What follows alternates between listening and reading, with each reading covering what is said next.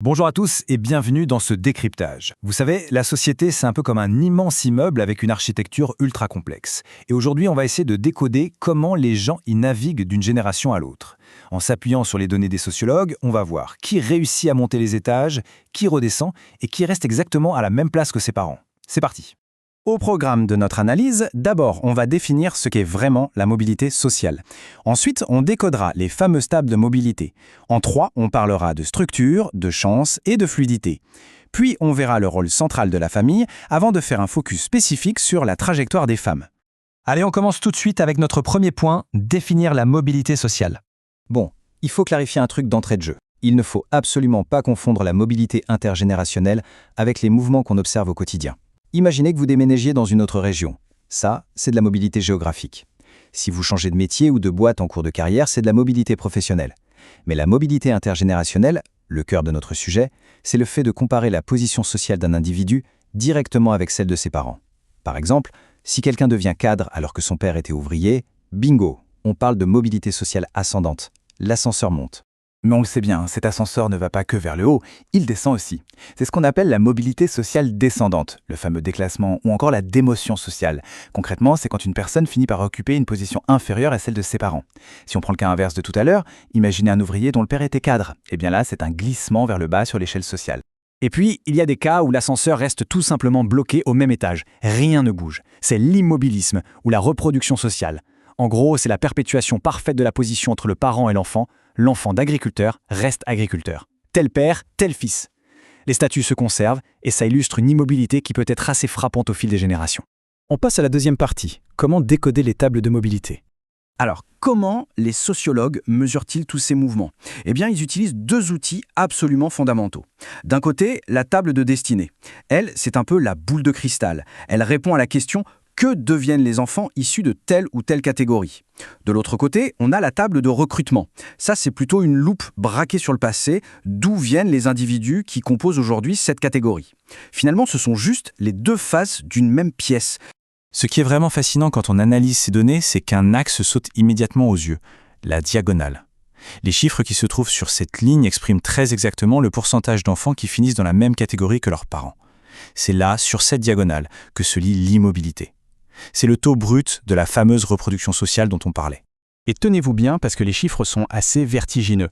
51% des enfants d'ouvriers et d'employés qualifiés restent exactement dans cette catégorie. Et du côté des cadres, c'est 49% des enfants qui conservent la position de leurs parents. L'effet de reproduction est massif.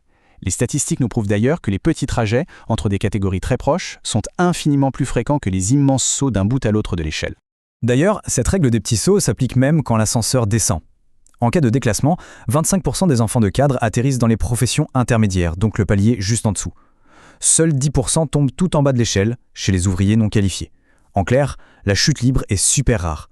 En matière de déclassement, on a plutôt affaire à des petits parachutes de secours. Mais attention à ne pas faire dire aux chiffres ce qu'ils ne disent pas. Ces outils ont de sacrées limites. Déjà, le fait d'utiliser de très larges catégories masque d'énormes disparités de revenus et de style de vie au sein d'un même groupe. Évidemment, si on sépare les ouvriers qualifiés des non qualifiés, les trajectoires n'ont plus rien à voir. Et surtout, ces données sont 100% objectives. Elles zappent complètement la dimension subjective de la réalité, c'est-à-dire le sentiment intime d'appartenir à une classe ou la violence psychologique d'un déclassement. Troisième point de notre analyse, structure, chance et fluidité. Il faut bien avoir en tête qu'une immense partie de la mobilité qu'on observe n'est pas du tout liée à une parfaite égalité des chances. C'est ce qu'on appelle la mobilité structurelle. En fait, c'est une mobilité complètement forcée par les grandes transformations de l'économie. Par exemple, au fil du temps, le nombre de postes de cadres a explosé, tandis que la part des agriculteurs s'effondrait. C'est un gigantesque jeu de chaises musicales. Le marché de l'emploi change de forme, ce qui oblige la population à se déplacer d'une génération à l'autre.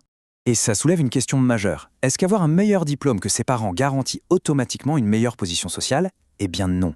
C'est le fameux paradoxe d'Anderson. À cause de l'inflation et de la dévalorisation des diplômes sur le marché du travail, avoir fait de longues études ne se traduit plus toujours par un statut supérieur. Un jeune très diplômé peut tout à fait subir un déclassement. C'est pour ça qu'il faut absolument mesurer la mobilité nette ou la fluidité sociale. C'est là qu'on évalue la véritable égalité des chances. Quelle est la probabilité que des enfants d'origine sociale différente atteignent exactement la même position ? Ce qu'il faut retenir, c'est qu'une société fortement bousculée par son économie peut donner l'illusion de changer, sans pour autant devenir plus juste. Autrement dit, une société plus mobile n'est pas forcément une société plus fluide. On passe à la 4e partie, le rôle de la famille. Alors, qu'est-ce qui dicte vraiment nos destins professionnels au quotidien? C'est en très grande partie lié aux ressources transmises par la famille, les fameux capitaux. D'abord, le capital économique. Il permet de financer de longues études sans la pression de devoir gagner un salaire immédiatement. Ensuite, le capital culturel. Les diplômes des parents, et tout particulièrement ceux de la mère, pèsent énormément dans la réussite scolaire. Et enfin, le capital social. Le carnet d'adresses, quoi. C'est le levier magique qui facilite l'insertion des jeunes diplômés sur le marché du travail. Bien sûr, il faut aussi prendre en compte la diversité des modèles familiaux. Les statistiques montrent que la mobilité ascendante est souvent bloquée pour les enfants issus de familles monoparentales qui font face à des risques bien plus élevés de précarité. La taille de la fratrie compte tout autant. Dans les familles nombreuses, c'est mathématiquement beaucoup plus difficile de mobiliser d'importantes ressources pour chaque enfant, ce qui freine forcément l'ascension sociale globale. Et pour finir, 5e partie, la trajectoire spécifique des femmes. On va terminer sur une nuance sociologique qui est absolument géniale. Pour les femmes, le point de comparaison change toute la réalité observée. Si on compare les filles directement à leur père, on constate majoritairement un déclassement. Mais si on compare ces mêmes filles à leur mère, la dynamique s'inverse totalement. Elles sont alors en pleine mobilité ascendante. L'emploi féminin restant historiquement très concentré dans les catégories d'employés, changer le parent de référence bouleverse complètement la conclusion statistique. En fin de compte, on a vu que la formidable mobilité des décennies passées a surtout été poussée par des mutations de l'économie. Mais aujourd'hui, si cette mobilité structurelle ralentit et que la véritable fluidité sociale fait toujours défaut, est-ce que l'ascenseur social va rester définitivement bloqué? C'est une question cruciale pour comprendre le monde qui nous entoure aujourd'hui. Merci beaucoup d'avoir suivi cette analyse et à très bientôt pour un nouveau décryptage.